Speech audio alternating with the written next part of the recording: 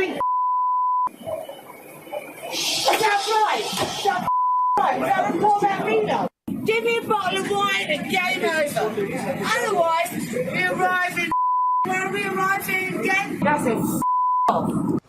Get that woman some wine. My goodness. She was taken into custody after landing in London. And with the holidays coming up, good luck to all you travelers out there. It's going to be rough. All right, that's all for us tonight. Be sure to follow me on Facebook, Instagram, and Twitter. And remember, I'm Waters, and this is my world.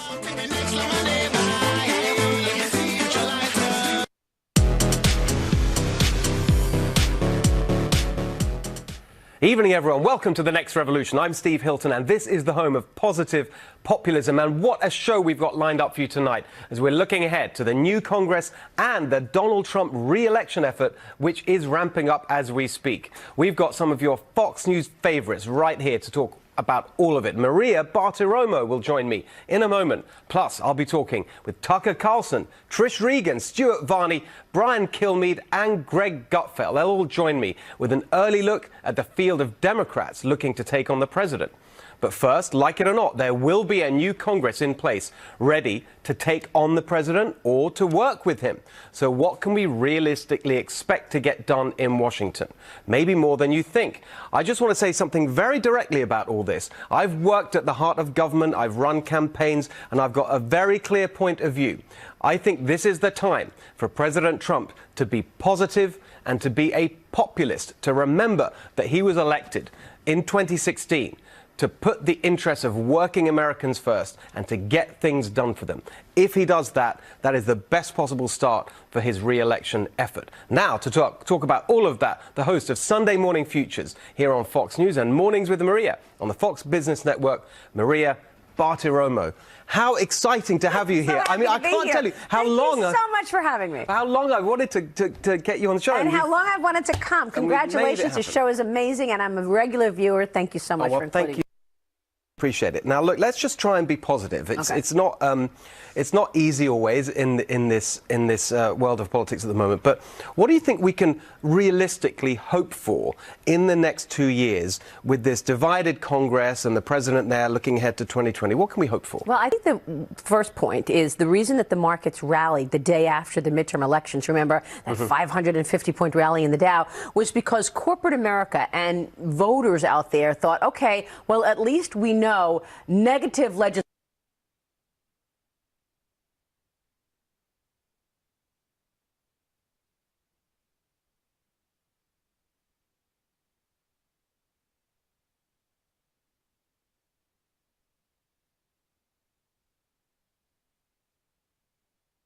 He's going to get a new AG. He's going to get new cabinet members, and they will breeze through the Senate, I think, if they have merit, because of the Republican majority there. So that's the good news there.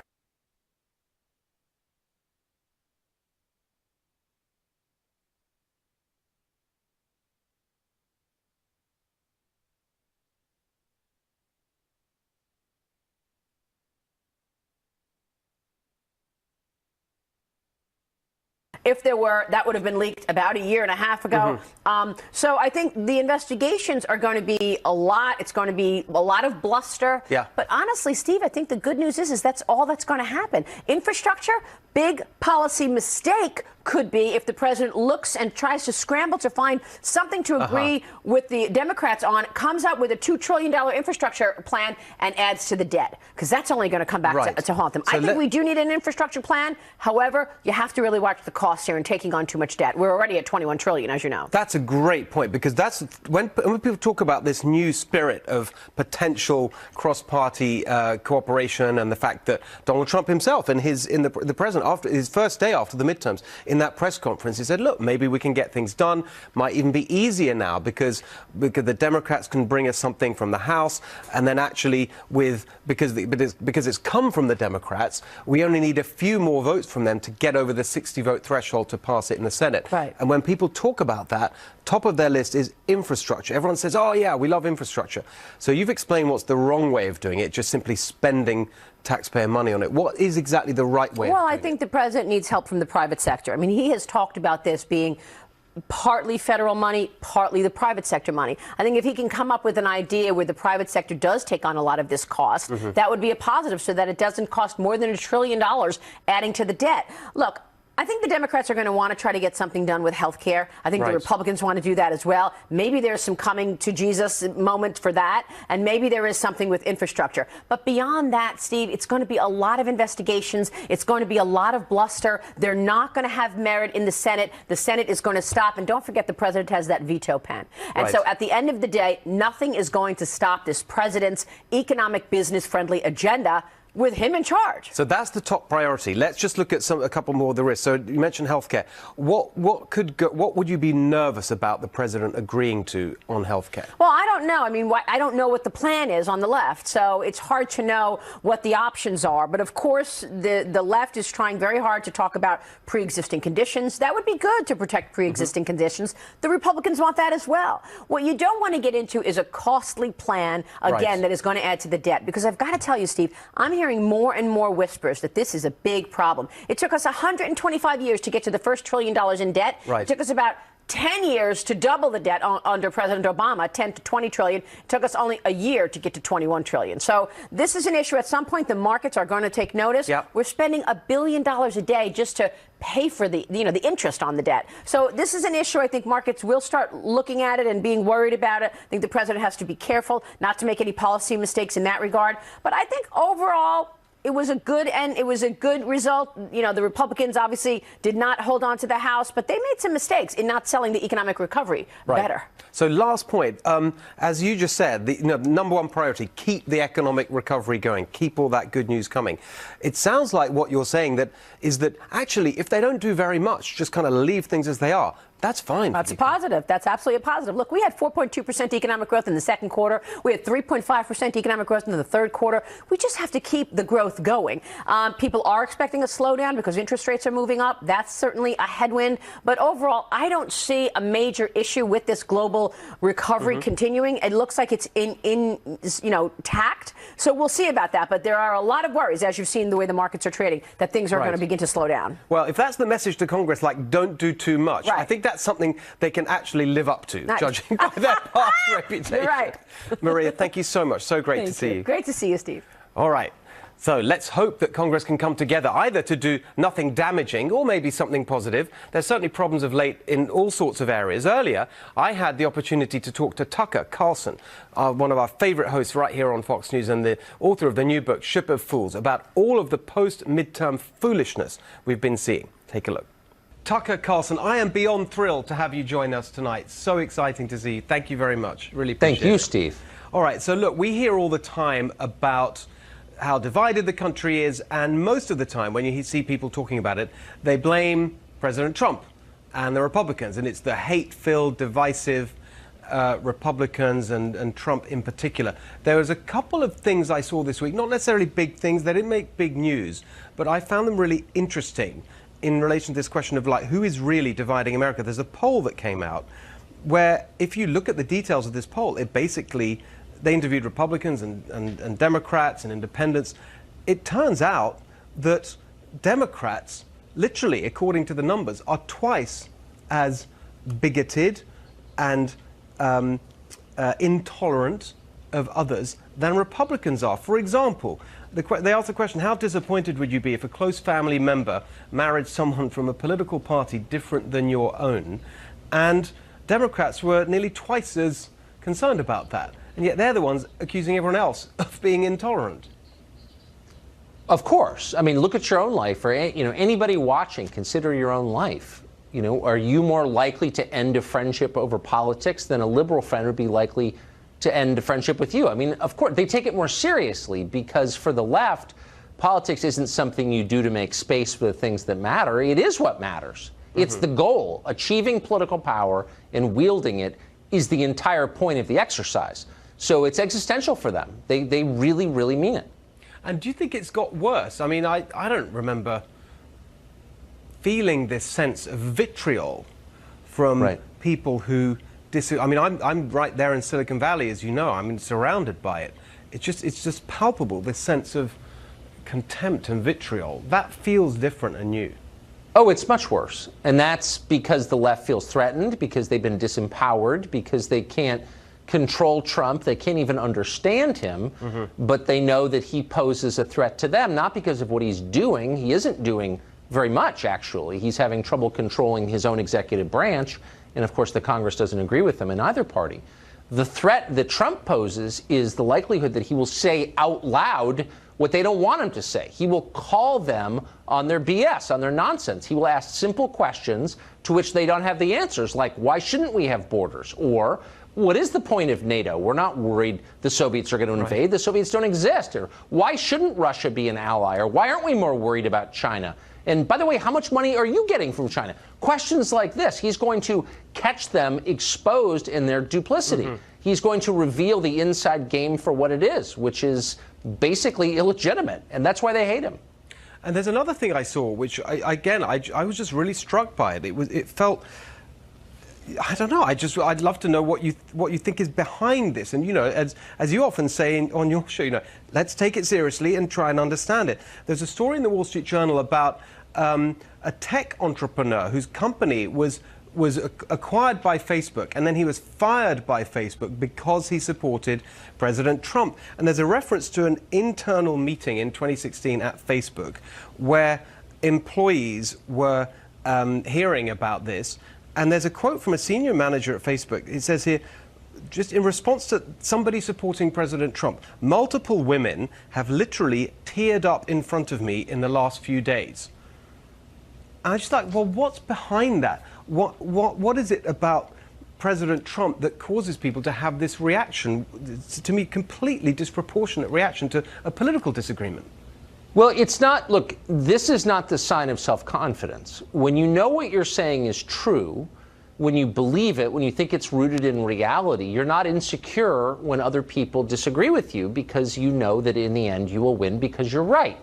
When you're lying, when all that you have is based on duplicity and a system that is basically unfair and rigged, then your nightmare is that other people will start to say something about it. And so you need to squelch all dissent immediately. You need to crush anybody who dares to think for himself. And that's exactly what you're seeing now. What we're actually watching is the end stage of a regime. We're watching the current system die, and the people who are benefiting from it are completely panicked. And that's why they're having to spend so much time firing people over disagreeing with the Halloween costumes or whatever. All this mindless stuff is really a symptom of panic, the panic of people who know they're losing power.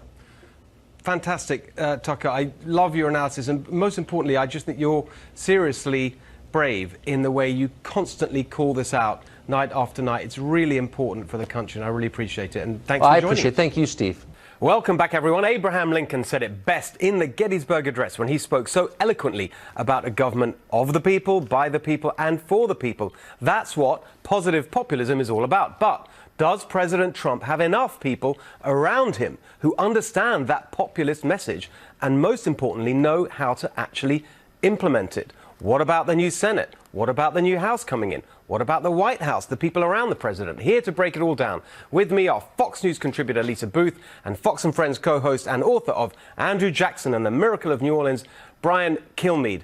Now, by the way, Lisa, just to sort of explain what's going to happen here, Brian needs a moment to make some kind of obligatory joke about my appearance, why I'm not wearing a tie. You know, let's just let him get that out of his system, and then we can go ahead. What is fair is fair. To see you in person is certainly something that's indescribable and beyond words. I think you have the most unique look on the channel, and I can't get enough of you. Unlike Lisa, who seems to be a big-time detractor. Oh, stop. I feel like this was a very beautiful moment, but then you had to go and be mean. So, yeah, exactly. I'm crying on the inside. So well, you know, soon I'll be crying on the outside. Anyway, look, let's get Takes more than that. Well, I think so. So look, one of the things I've just been interested in exploring, and we've talked about this before, is this. What is the difference between populism and the president's message in 2016 that he won on, that appealed to those blue-collar workers, people who hadn't voted Republican in a long time, and, if you like, traditional conservatism, the traditional GOP agenda? There's a lot of overlaps, that's for sure. But one of the things I've worried about is that the president doesn't have enough allies. That was true in the first 2 years. Do you think now, after the midterms, Lisa, there's more allies in Congress?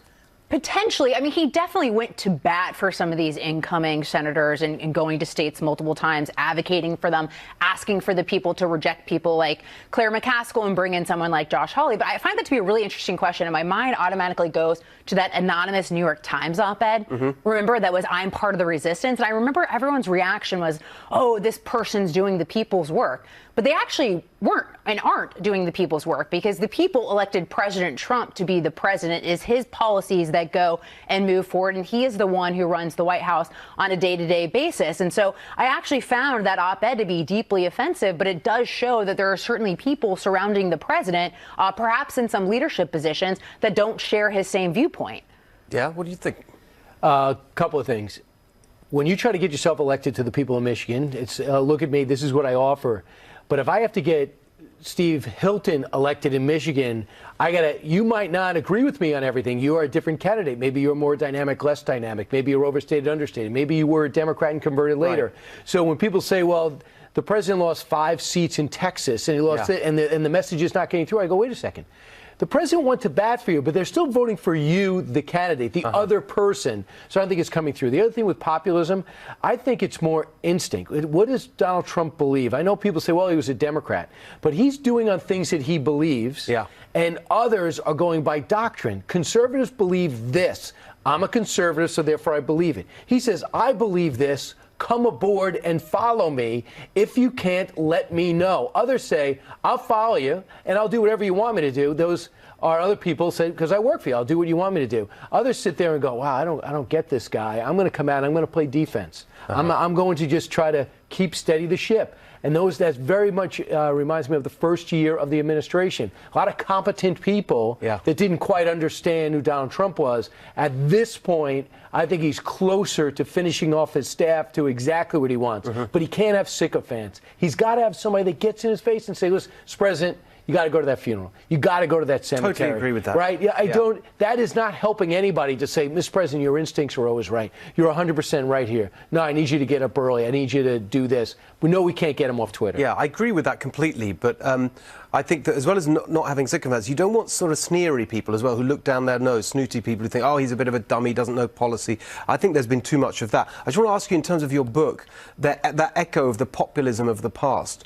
any parallels there? Or? Totally. I mean, when Andrew Jackson was hated by Washington, he was hated by Boston, hated by Philadelphia, hated by New York. They said he wasn't worthy. He's a vulgarian. Those are my words to describe Trump. And what he did is say, all right, I'm going to take my message to the people. He was the first to campaign, the first to go out into people. And then he had such a groundswell of support, they couldn't stop him. And when he became president, a lot of people ran for the hills, so he hired his family. Does that sound familiar?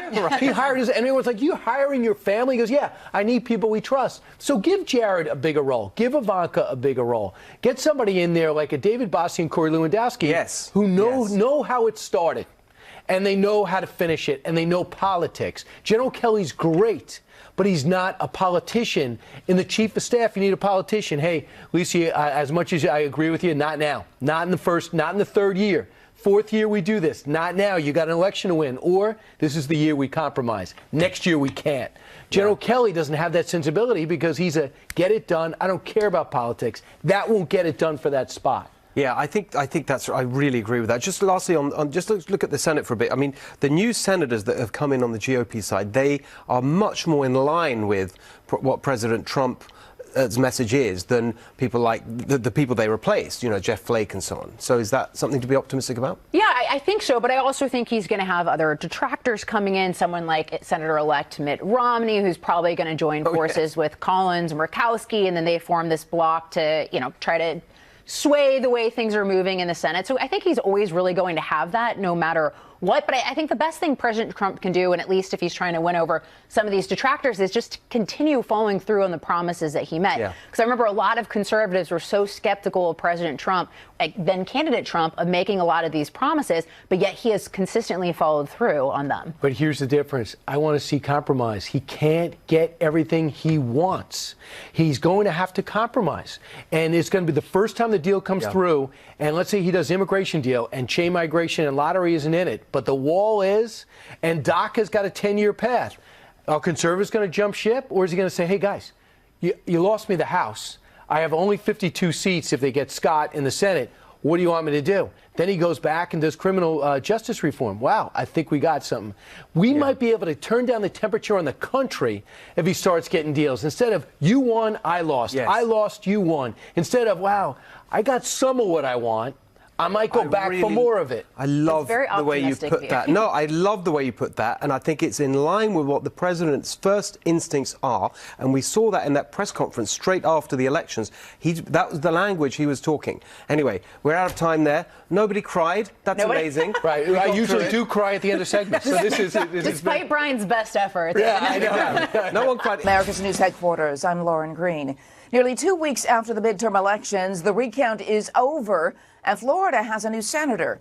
Incumbent Democrat Bill Nelson conceding to his GOP challenger, Governor Rick Scott, earlier today, just after the noon deadline for a manual vote recount, which showed Scott leading by about 10,000 votes. Nelson's defeat marks the first time in a century that 2 Republican senators will represent Florida in Washington. Another red congressional seat has turned blue. Democrat Gil Cisneros has defeated Republican Young Kim in California's 39th district in Orange County, a former GOP stronghold. Democrats needed 23 seats to take control of the House. They picked up 38. I'm Lauren Green. Now back to the next revolution with Steve Hilton. And for all your headlines, log on to foxnews.com.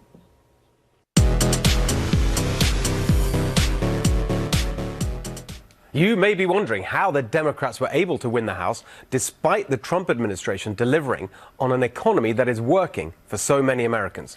It's one of the questions I had for the host of Trish Regan Primetime on the Fox Business Channel. Trish Regan, take a look.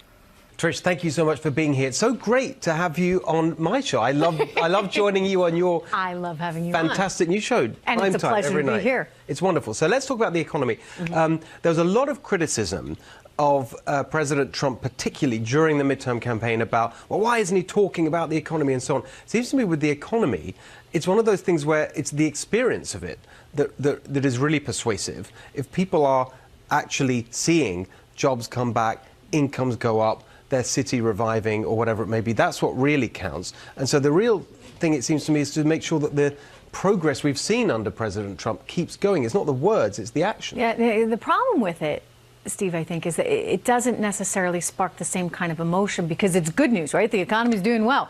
You feel better about things. Sometimes when you feel better about things, you're less incentivized to go to the polls. And so how do you drive that message home to people that lower taxes, less regulation is the result of a better economy? I think that is a challenging message to drive home. And I think that the administration probably recognized that. So they went with some of the more palatable, more emotional hot direct buttons, things as well. like immigration. Yeah. And so just looking ahead now and thinking about, as we inevitably have to do, one election's out the way and then you're on to the next one, 2020, the president's re-election. How do you think they should be thinking about that and keeping the progress on track? I think that for 2020, it'll be a little bit different. I mean, I think a presidential election is just different, right, than midterms, and more people are motivated to get out and vote in presidential elections. And so for that, Steve, the economy is going to matter. I mean, you've got to, people have to recognize that things are better. And they just are, and wages are going up, and there's a sense of optimism that is quite palatable. I mean, I really felt it during the Obama years covering the economy, all during that. I mean, he was so pessimistic that even when we get a good jobs report, he'd come out and say, yeah, it's okay, but we got a lot of progress to make. This president, on the other hand, I mean, we're talking glass half full all the time. Yes. So he'll see a jobs report and he'll praise it. He talks about how we're going in one direction and the only direction is sort of, on the upswing. And I think that that is something that's somewhat contagious for people. Well, that's right. And also it's interesting because, I mean, it's only people who understand business like you do, and, I hope I do. I've run businesses, is that actually this is all, the crucial thing is business confidence, because it's that confidence that affects your decision making. Will I invest in that extra plant or taking on new people or expanding into another market? That's all, it's a human thing. It's all about that confidence. And I think President Trump, of course, because he's a business guy, understands that too.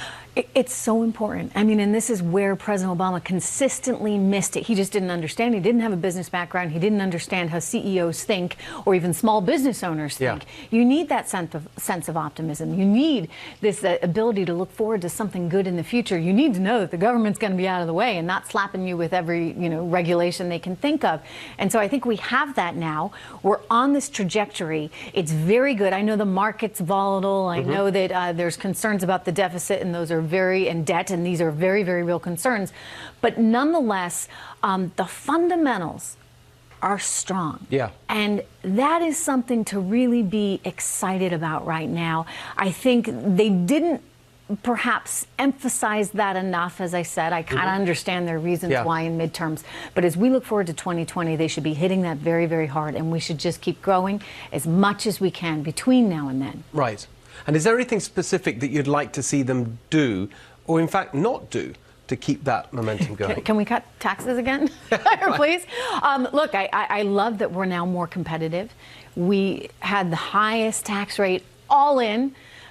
When you factor in, local taxes as well for businesses. I'm glad that's gone. Remember all those shotgun marriages that were happening, as they like to call them, inversion deals, right? Where American companies were buying these Irish companies and setting up shop over there.